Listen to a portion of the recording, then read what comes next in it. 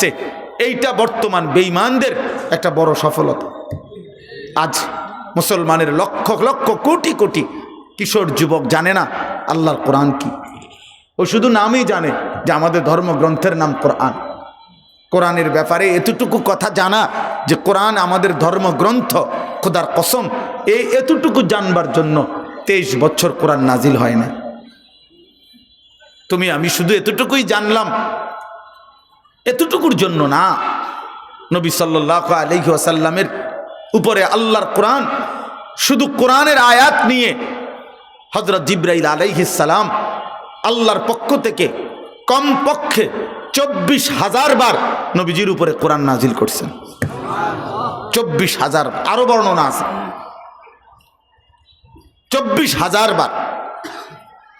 তাহলে যদি এই রেওয়ায়াতটাকে সর্বনিম্ন এই রেওয়ায়াতটাকে ধরা হয় যে 24,000 বার জিবরাইল নবী সাল্লাল্লাহু আলাইহি সাল্লামের উপরে কোরআন নাজিল করেছেন, সেই কোরআন যতবার নবীজির উপরে নাজিল হয়েছে আল্লাহর কসম বাবা, নবীজি ততবারই আম্মাজান আয়েশা রাদিয়াল্লাহু তাআলা আনহা বলছেন, ওয়া ইন্না জাবিনাহু লা ইয়াতাফাসসাদু আরাকান, প্রচণ্ড কনকনে শীত, ঠান্ডা, কুয়াশার মধ্যেও যদি আল্লাহর নবীর উপরে কোরআন নাজিল হতো, আম্মাজান আয়েশা রাদিয়াল্লাহু তাআলা আনহা নবীর স্ত্রী, নবীর বিবি, তিনি বলেন যে আমি দেখতাম আল্লাহর নবীর কপাল মোবারক থেকে দরদর করে ঘাম ঝরে পড়তেছে। যতবার আল্লাহর কোরআন নাজিল হয়েছে ততবার নবী সাল্লাল্লাহু আলাইহি সাল্লামের পবিত্র দেহ মোবারক থেকে ঘাম ঝরছে, কপাল থেকে ঘাম ঝরেছে ওহীর ভারে, কোরআনের ওজনে। হযরত আয়েশা রাদিয়াল্লাহু তাআলা আনহা বলেন, নবী সাল্লাল্লাহু আলাইহি সাল্লাম একদিন আমার কোলে মাথা রাখা অবস্থায়, স্বামী স্ত্রী, এজন্য স্ত্রীর কোলে নবীজির মাথা মোবারক ছিল, এই অবস্থায় কোরআনুল কারীমের কিছু অংশ নাজিল হয়েছে।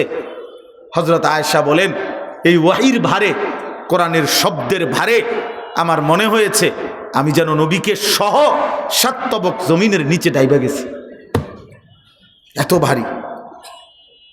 হযরত যায়েদ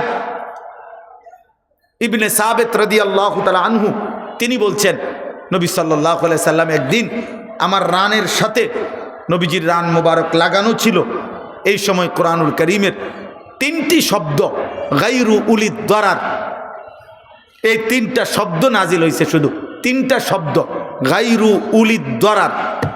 তিনি বলেন শুধু নবীজির পবিত্র রানের সাথে আমার রানের স্পর্শ ছিল, এই কারণে আমার কাছে এই 3 শব্দের ভার মনে হয়েছে আমি যেন আল্লাহর নবীকে সহ, আমি যেন জিন্দা মাটির নিচে যেন দাফন হয়ে যাচ্ছি, এত ভারী, এত আজিমুশ শান কোরআনুল কারীম। ইন্না সানুলকি আলাইকা কাওলান সাকিলা, আল্লাহ নিজে বলছে, বন্ধু আমি আপনাকে শোনাচ্ছি, আপনার উপরে নাজিল করছি বড় ভারী, কাওলান সাকিলা, বড় ওজনওয়ালা কথা। আজকে বাবা যারা আছেন, অভিভাবক যারা আছেন, যারা তাদের সন্তানকে আল্লাহর কোরআন থেকে বঞ্চিত করলেন, আপনি তাকে এই কায়নাতের, এই সৃষ্টির সর্বশ্রেষ্ঠ নিয়ামত থেকে বঞ্চিত করলেন। বাকি বাংলা, অঙ্ক, ইংরেজি, পদার্থ, জীববিজ্ঞান, রসায়ন বিজ্ঞান পড়া হারাম না, বাকি না পড়লেও চলতো। পড়া হারাম নয়, বাকি না পড়লেও দুনিয়া চলত। এই সবগুলো পড়ালেখা ছাড়াও এই পৃথিবীতে মূর্খ, বকলম, নাম দস্তখত করতে জানে না, টিপসই দেয় এমন অসংখ্য গণ্ড মূর্খ এই দুনিয়া কোটি কোটি টাকা, কোটি কোটি দুনিয়া উপভোগ করছে। তাহলে সে মানুষটা দুনিয়া কেমনে ভোগ করছে? সে দুনিয়া কিভাবে ভোগ করছে? আপনি আল্লাহর কোরআন বঞ্চিত করলেন, তাকে কোরআনুল কারীমের, আরে মিয়া আমি তো পরিষ্কার বলি, এই যুবক আমি তো সাফ বলি বেটা, যে জিব্বা আল্লাহর কোরআন দেখে দেখেও পড়তে পারে না, তোর তো বেটা কোনো জিব্বাই নাই, তুই তো বেটা বোবা, বেটা বোবা, বেটা বোবা। বাকি কথা না বললেও চলতো, বেটা বোবা মানুষও বেটা পৃথিবী ভোগ করে, বেটা বাস্তবিকেই যে বোবা, অয় খায়, অয় ঘুমায়, বোবা মানুষও বিয়া করে, বেটা বোবা মানুষেরও বউ আছে, বেটা বোবা মানুষেরও বাচ্চা কাচ্চা হয়, বেটা বাকি দুনিয়া কথা না বললেই চলতো। ওই জবান কেন দিল মালিক? যে জবান তার রবের কালাম পড়তে পারে না, যে জবান তার রবের কালাম পড়তে পারে না, আল্লাহর কোরআনই পড়তে পারে না। বেটা পড়লা কি? বেটা জীবনে শিখলা কি? বেটা মুসলমানের বাপ, আপনি কি শিখাইলেন আপনার সন্তানকে? কি পড়াইলেন আপনি আপনার সন্তানকে? কি পড়াইলেন মিয়া? বাকি সবগুলো পড়া দিয়ে রাগ হবেন না। পরিষ্কার বক্তব্য হলো, বাংলা বলেন, ইংরেজি বলেন, অঙ্ক বলেন, পদার্থ বলেন, জীববিজ্ঞান বলেন, রসায়ন বিজ্ঞান বলেন, উচ্চতর গণিত বলেন, আর তথ্য যোগাযোগ প্রযুক্তির সব কিছু দিয়ে ভদ্রচিত উপার্জন শিখা যায়। মানে সিস্টেম, শার্ট পরা, স্যুট পরা, বুট পরা, চুল আঁচড়ানো, হ্যাঁ, সুন্দর করে পরিচ্ছন্ন হয়ে পরিপাটি হয়ে উপার্জন শিখা যায়। উপার্জনের ভদ্রচিত কোনো কিছু শেখা যায়, কিন্তু ইনসান হওয়া যায় না। আল্লাহর কোরআন ছাড়া, কোরআন যার কলিজায় পৌঁছে নাই, ও ইনসান হইতে পারে নাই, অর্থনৈতিক প্রাণী, ইকোনমিক্যাল অ্যানিম্যাল হয়েছে। সে উপার্জনকারী প্রাণী, সে উপার্জনকারী। উপার্জনের কোনো পন্থা, উপার্জনের কোনো নিয়ম, উপার্জনের কোনো কিছু শিখছে। কোরআনবিহীন ইনসান হয় না, কোরআনবিহীন ইনসান হয় না, কোরআনবিহীন মানুষ হয় না, উপার্জনকারী প্রাণী হয়। শব্দ দিয়ে আখলাক, শব্দ দিয়ে ভদ্রতা হয় না, আখলাক আর চরিত্র দিয়ে ভদ্রতা হয়। অতএব জেনারেল পড়া হারাম বলি নাই, জেনারেল আমি পড়ছি। আমি কুমিল্লা ভিক্টোরিয়া কলেজ থেকে মাস্টার্স পাস করছি, বিজ্ঞান সায়েন্স থেকে, বিজ্ঞান বিভাগ থেকে 1998 সালে দাখিল পাস করছি, এসএসসি। সমগ্র বাংলাদেশে সর্বোচ্চ নাম্বার পেয়ে ফার্স্ট হয়েছে, 1 নাম্বার। যদি কারো কাগজপত্র দেখতে মন চায় বললে পাঠাবো, ছবি পাঠাবো, ফটো পাঠাবো, ফটোকপি পাঠাবো। আমি তো আর সাঁদের দেশে থাকি না, এ দেশেই থাকি। অতএব বিষয়টা এটা না যে এটুকু হারাম বলি নাই, কিন্তু ওই জীবন ব্যর্থ জীবন, ওই মুসলমানের জিন্দিগি ব্যর্থ জিন্দিগি, যে তার রবের কালাম পড়তে পারে না। কোরআনই শেখো নাই ভাইয়া, তুমি তো জ্ঞানের কোনো স্বাদই পাও নাই, তুমি জানার কোনো মজাই তো পাও নাই বেটা, শেখার কোনো মজাই তো পাও নাই। কারণ শতভাগ প্রথম শব্দ থেকে শেষ শব্দ পর্যন্ত নিখুঁত, পবিত্র, যৌক্তিক, ইনসাফপূর্ণ, শতভাগ বাস্তব ধর্মী, সব কথা সত্য, সব কথা নিখুঁত, সব কথা 1450 বছরে বারবার কালের আবর্তনে, সময়ের আবর্তনে, বন্ধুদের দ্বারা, শত্রুদের দ্বারা, ইমানদারদের দ্বারা, মুশরিকদের দ্বারা, মুরতাদদের দ্বারা, ভণ্ডদের দ্বারা, বেঈমানদের দ্বারা, ষড়যন্ত্রকারীদের দ্বারা, সকলের দ্বারা কোরআনের সব শব্দ পরীক্ষা হয়েছে। ইমানদার মহব্বতে পড়ছে, দুশ্মন বিরোধিতার জন্য পড়ছে, কিন্তু প্রত্যেকের কাছে কোরআনই শেষ পর্যন্ত সর্বশ্রেষ্ঠ হয়েছে। এটা বন্ধুর কাছেও সেরা, এটা দুশ্মনের কাছেও সেরা, এটা আপনজনের কাছেও সেরা, এটা বেঈমানের কাছেও সেরা। পৃথিবীর কোনো বেঈমানও আজ পর্যন্ত কোরআনের বিকল্প কিছু দেখাইতে পারে না।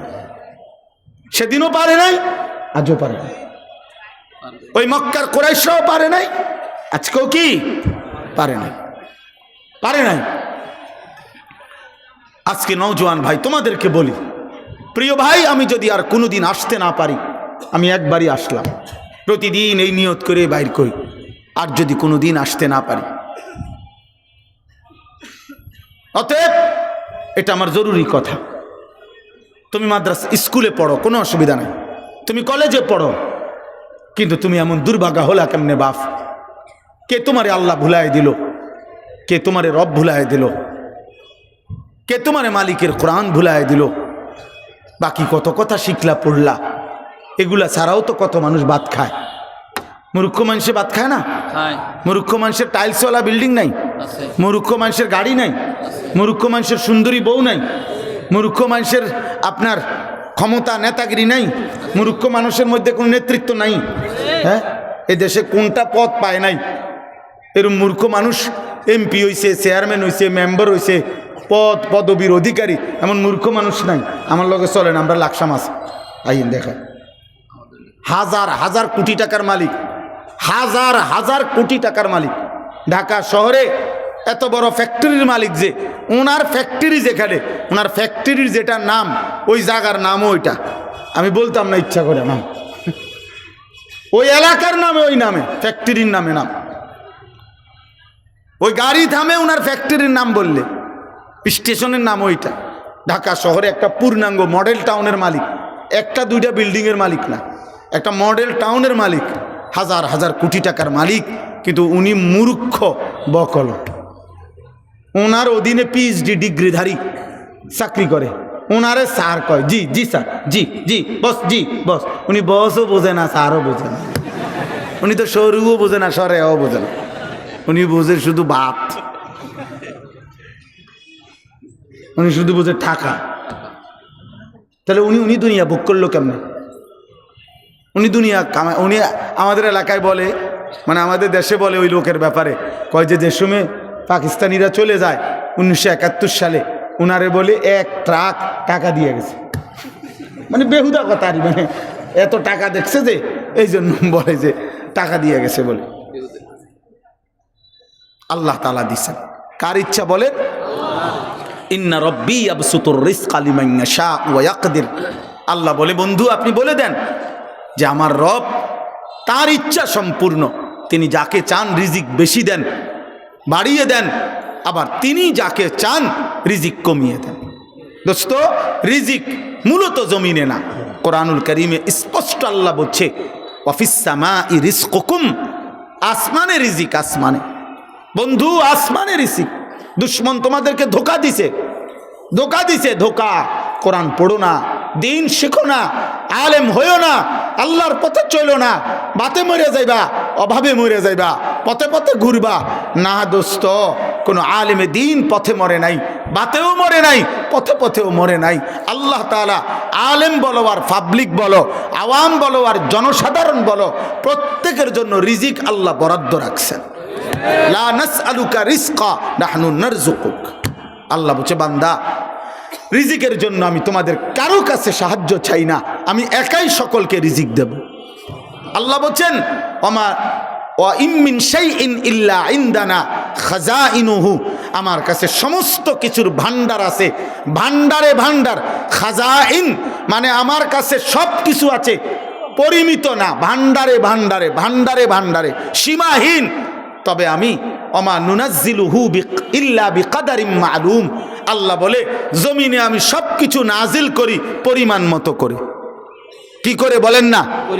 আপনি মনে করেন আমি, আমার বিবি আর আমার 4টা ছেলে মেয়ে, এখন যদি আমরা 6 জন আগামী 30 বছর পর্যন্ত মনে করেন, বা 20 বছর পর্যন্ত আমাগো 6 জন মানুষের যেই আলুগুলো লাগবো, খানার আলু, মনে করেন আল্লাহ যদি বলে, আনিস এ তোমাগো ফ্যামিলির 6 জনের 30 বছরের আলু দিয়ে দিলাম, আমি এটি থুমুকো, কথা বলে না, আমি আমার আলু এটি রাখবো, এরপর পেঁয়াজ রসুন আদা এটি থুমুকোই, বুঝলেন না? আমরা যে অনেক সময় বলি না, অনেক বয়স্ক লোক, আরে আমি মরলে জি ফুডগুলা জানি কেমনে চলবো, না আমনে চললে বাকিরা বহন খাইব উদা। পৃথিবীতে আমনের পরে তো আর ভাত তরকারি হইতো না কেউ, আমনের পরে বাকিরা বহন খাইব, শুধু চা খাইব। আমনে মরার আগে সব করে দিয়ে যেতে হবো, সুদে পারেন, ঘুষে পারেন, কিস্তিতে পারেন, ওজনে কম দিয়া পারেন, বাটপারি করে পারেন, সিটারি করে পারেন, যেমনে পারেন উপার্জন করে জিফুত মানুষ করে দিয়ে যাইতে হবো। হারাম করে জিফুত মানুষ হয় না, সুদখোরের সন্তান ইনসান হয় না বেটা, মানুষ হয় না, মানুষ হয় না বেটা। কোন হারামখোরের সন্তান মানুষ হয় না, মানুষ হয় না বেটা, মানুষ হয় না বেটা। দুনিয়া ভোগ করে বেটা, দুনিয়া ভোগ করে, ভাত খায়, ঘুম যায়, পেশাব পায়খানা করে, সংসার করে, বিবি বাচ্চা পালে, ইনসান হয় না। সুদের টাকায় মানুষ হয় না, ঘুষের টাকায় মানুষ হয় না, কিস্তির টাকায় মানুষ হয় না, 2 নম্বরই উপার্জনে মানুষ হয় না বেটা। ইনসান ভিন্ন কিছু, ইনসান ভিন্ন কিছু, ইনসান ভিন্ন কিছু। অতএব আজকে অনুরোধ করলাম বাবাদেরকে, একজনও যদি শুনে থাকেন, আপনি ভাবেন আল্লাহর কোরআন দিয়ে গেলেন না, যে ফ্যামিলির সন্তানদেরকে কি দিয়ে গেলেন? বাপ একটা রঙিন টেলিভিশন রেখে গেলেন। 30 বছর আমনে থাকতো, 10 বছর নাচ গান নাটক সিনেমা নর্তকীর ছবি চলছে, আপনার বিবি বাচ্চা নাতি নাতনি জীবনভর আপনি বেঁচে থাকতে নারী ছবি নর্তকী নাচ গান জিনা ব্যভিচারের দৃশ্য দেখলো টেলিভিশনে। আপনি এখন মরার পরেও এই টেলিভিশন রাইখা ঘরে চলে গেলেন কবরে। কি রেখে গেলেন ঘরে? কি রেখে গেলেন? আপনার পরবর্তী জেনারেশনকে কি দিয়ে গেলেন? এই চেয়েছিল আল্লাহ তাআলা। কোরআন থেকে বঞ্চিত করলেন কেন? নামাজ থেকে বঞ্চিত করলেন কেন? সেজদা থেকে বঞ্চিত করলেন কেন? এই জন্য প্রিয় ভাই, তোমাদের অনুরোধ, প্রত্যেকে তোমরা তোমাদের জায়গায় আল্লাহর কোরআন পড়ো। বলো ইনশাআল্লাহ।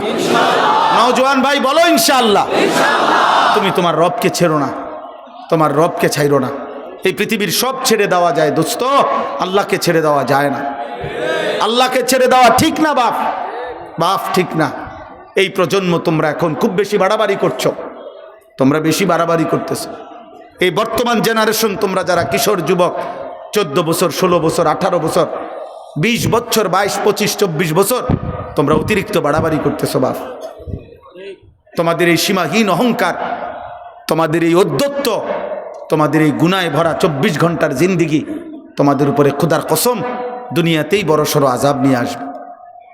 প্রিয় বাপ আমার, সন্তান আমার, আমি বললাম তোমরা এমন অগণিত ছেলে, তোমরা এখানে সারা বাংলাদেশের ছেলে না, মনে করো 10 20 50 কিলোমিটারের ছেলে, তাহলে 20 50 কিলোমিটারের ছেলে তোমরা, আমরা যদি এখন দাঁড় করাই তাহলে অধিকাংশই মিলবে বেনামাজি। সারাদিনে এক ওয়াক্ত নামাজ পড়ো নাই, 365 দিনে খোদার 1 বছরে কোনো দিন ফজরের নামাজ পড়লা না। আমার প্রিয় সন্তান, মুসলমান এত নিকৃষ্ট হয়? তুমি মুসলমানের বাচ্চা, তোমার কোনো আল্লাহ আছে? তোমার কোনো নবী আছে? তুমি মুসলমান? 365 দিনে খোদার 1 বছরে কোনোদিনও ফজরের নামাজ পড়বা না? তুমি মানুষের বাচ্চা? তুমি মুসলমানের সন্তান? এক পবিত্র মা 2 বছর তোমাকে বুকের দুধ পান করাইছেন।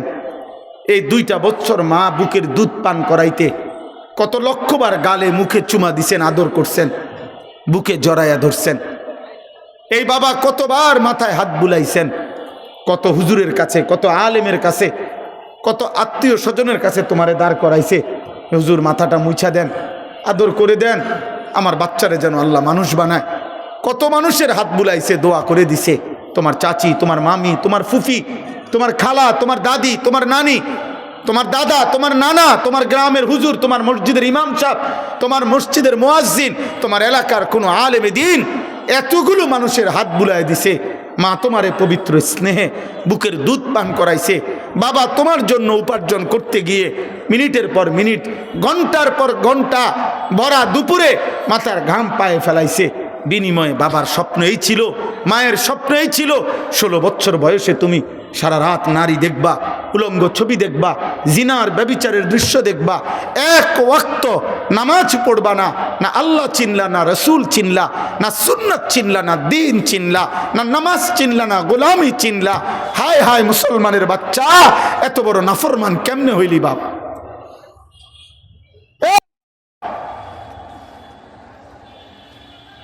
মায়ের দুধের এই বদলা? এই নাফরমান,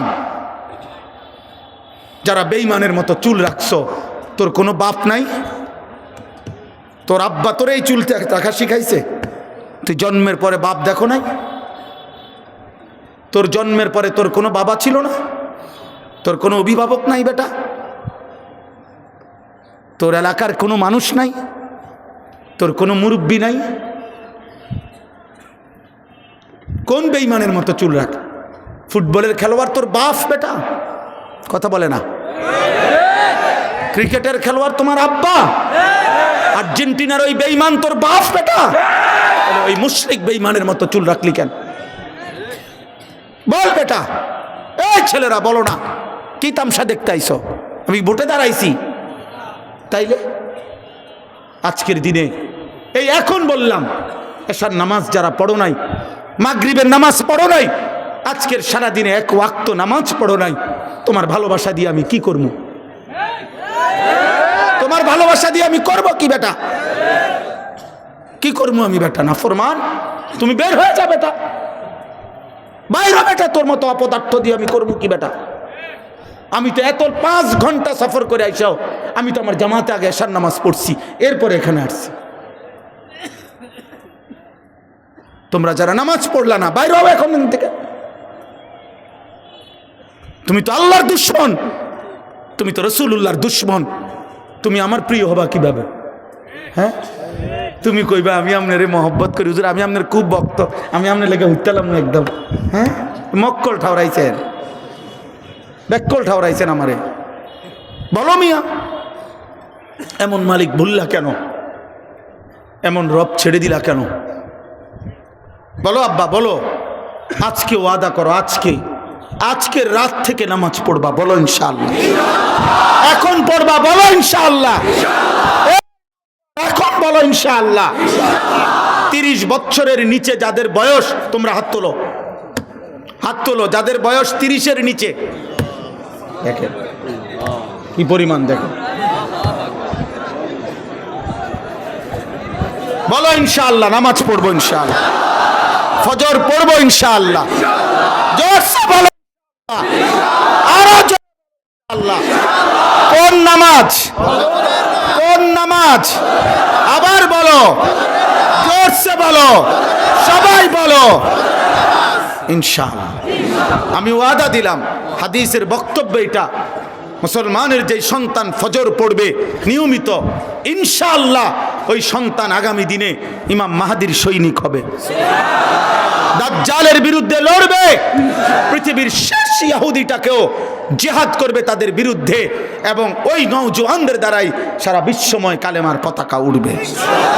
ফজরের মুসল্লি যারা মাহাদির সৈনিক, তারা ফজরের মুসল্লি যারা দাজ্জালের বিরুদ্ধে লড়বে, তারা ফজরের মুসল্লি যারা ইহুদিদের বিরুদ্ধে জিহাদ করবে, তারা ফজরের মুসল্লি যারা বিশ্বময় কালেমার পতাকা উড়াবে, তারা ইনশাআল্লাহ। এটা হাদিস, এটা হাদিসের বক্তব্য থেকে বললাম।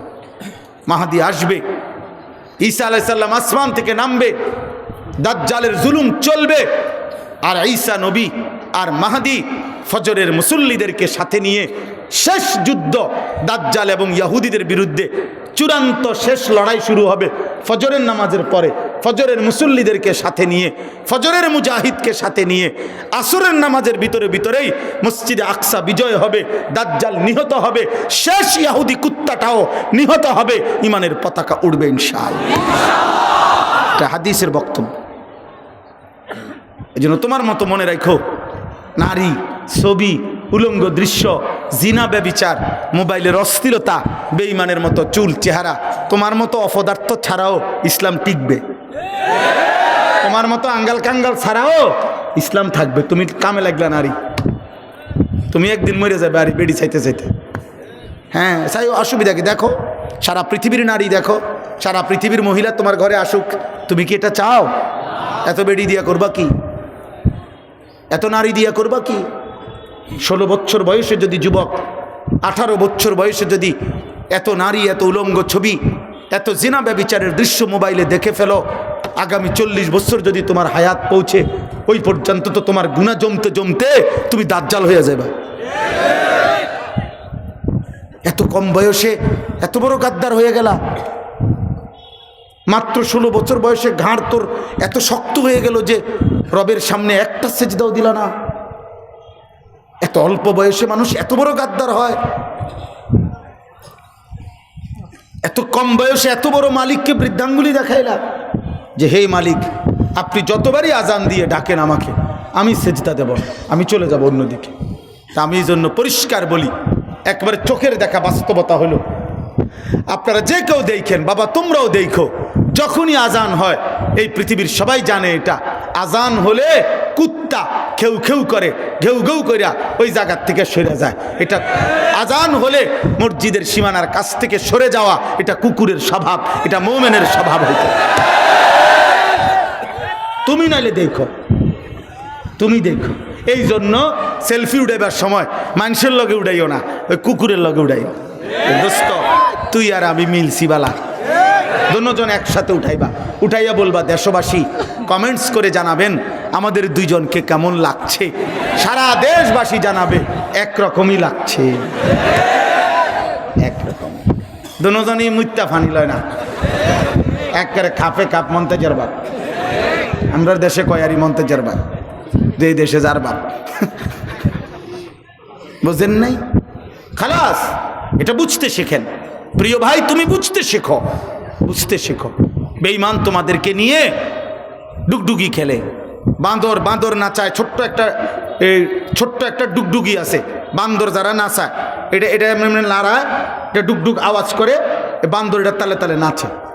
আজকে বেঈমান তোমাদেরকে একটা মোবাইল হাতে তুলে দিছে, এবার বলছে ওয়েট, তুমি অপেক্ষা করো, এটা হাতে রাখো, বাকি ডিজাইন যা দরকার, চুলের, প্যান্টের, গেঞ্জির, শার্টের, খানার, চলাফেরার, পছন্দের অপছন্দের সব কিছু আমরা মুশরিক, আমরা ইহুদি, আমরা দেব তোমাদেরকে। তোমাকে তুমি শুধু মোবাইল দেখে দেখে ওই রঙে সাজবা, ওইভাবে সাজবা, তাহলেই তুমি পরিচয় তো তোমার মুসলিম, রক্তে মাংসে, কিন্তু চলাফেরায় চলনে বলনে তুমি হবা বেঈমান মুশরিক।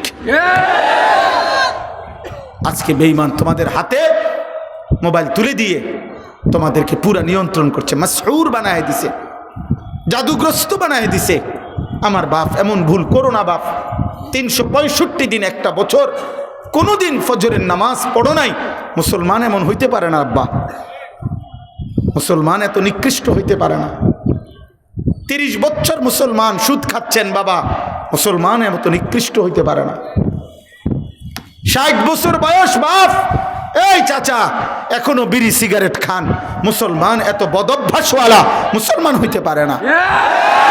60 বছর বয়স এখনো চা দোকানে বসে নারী দেখেন, গান বাদ্য শুনেন, সিনেমা নাটকের নর্তকীর ছবি দেখেন, মুসলমানের বুড়ো অভদ্র হওয়া উচিত না।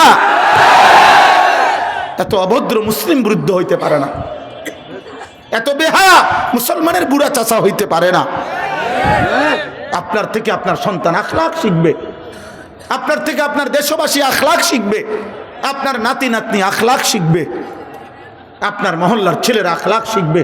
আপনি প্রকাশ্য দিবালোকে বসে বসে বিড়ি খান, সিগারেট খান, কথা বলতে লাগলেই গালি দেন, নাটক সিনেমা নর্তকীর ছবি, নাটক সিনেমা টেলিভিশনে দেখেন, আস্তাগফিরুল্লাহ। এটা মুসলমানের বুড়া, মুসলমানের দাদার আদর্শ এটা হবে, মুসলমানের চাচার আদর্শ এমন হওয়া উচিত। আল্লাহ আমাদেরকে হেফাজত করেন, আল্লাহ আমাদেরকে হেফাজত করেন। আমি বললাম আল্লাহর কোরআন থেকে বঞ্চিত হবেন না। প্রিয় ভাই নওজোয়ান, তুমি শিখো, তোমার স্কুলের পড়ার ফাঁকে তুমি শিখো। তুমি শুক্রবারে একটা টাইম বাইর করো, বৃহস্পতিবারে একটা সময় বাইর করো, তুমি ফজরের পরে একটা টাইম বাইর করো, তুমি ফিকির করলে একটু একটু। আজকে বাংলাদেশে আলহামদুলিল্লাহ আমাদের মহান বুজুর্গদের ধারাবাহিক মেহনতে আল্লাহর দয়ায় আজ বাংলাদেশের অবস্থা হলো এমন 1 কিলোমিটার জায়গা নাই যে 1 কিলোমিটারের ভিতরে কোনো মাদ্রাসা নাই। তার চারিদিকে আল্লাহর কোরআন শিখানোর এত বেশি ব্যবস্থাপনা থাকার পরেও আল্লাহর কোরআন থেকে বঞ্চিত হইলা কোন যুক্তিতে? ইনসাফ কি বলে? আজকে যদি হইতো যে হুজুর এখান থেকে 30 মাইল দূরে মাদ্রাসা, আমার প্রতিদিন ওইখানে যাওয়ার সম্ভব না, আমার ব্যবসা আছে, দোকান আছে, আমার সংসার চলতো না, নইলে আমার কৃষি আছে, ক্ষেত খামার আছে, ভালো কথা। সাহাবায়ে কেরাম একবেলা কৃষি করতেন, একবেলা নবীর কাছে দিন শিখতেন, একবেলা খেজুর আঙ্গুরের বাগানে কাজ করতেন, আরেক বেলা নবীজির কাছে দিন শিখতেন। আল্লাহর কসম, কিতাবের মধ্যে আমি নিজে পড়ছি, ইয়াবুসুল ইলমা, সাহাবারা এলেম চর্চা করতেন ফি মাজালিসিহিম, যেখানে বসতেন ওনারা, যে কোনো মজলিসে, ওয়াফি মাসাজিদিহিম, মসজিদে, ওয়াফি আসওয়াকিহিম, তাদের বাজারে বাজারে, হাটে ঘাটে, সর্বত্র দিন চর্চা করতেন, এলেম চর্চা করতেন। সাহাবায়ে কেরাম ভাগ করে নিতেন যে ভাই আজকে তুমি আমার ক্ষেত তোমার ক্ষেত দুইজনের ক্ষেত তুমি খেয়াল রাখবা, তুমি চাষাবাদ করবা, আমি নবীজির দরবারে থাকব, নবীর সব কথা শুনে আসার পরে আমি আসব তোমারে শুনামু, আবার তুমি পরের দিন যাইবা, তুমি নবীর দরবারে থাকবা, আমি আমগো দুইজনের ক্ষেত আমি চাষাবাদ করব। আল্লাহর কসম হযরত ওমর একজন সাহাবীকে সাথে নিয়ে এইভাবে নবীজির দরবারের কথাও শুনছেন আর উপার্জনের কাজটাও করছেন। তো হাদিস দিন শিখছেন, দিন শিখছেন। বুড়া মিয়া রে, আপনি বয়স্ক লোক বলবেন চাচা একটা সূরা শিখেন, ওযু নামাজটা ঠিক করেন না, আগের এই বয়স নাই, ওজুর শরীরে দেয় না, কুলাই তারি না, ওনার বুড়া হইয়া গেছি। তামনে সাদ ওয়ানে কিতা করেন, আপনি যদি গপ পাইতে লইলে আপনার গফে কেউ থামাই তারে না, কথা বলেন। আপনি যে সারা বিশ্ব বুদ্ধি দেন,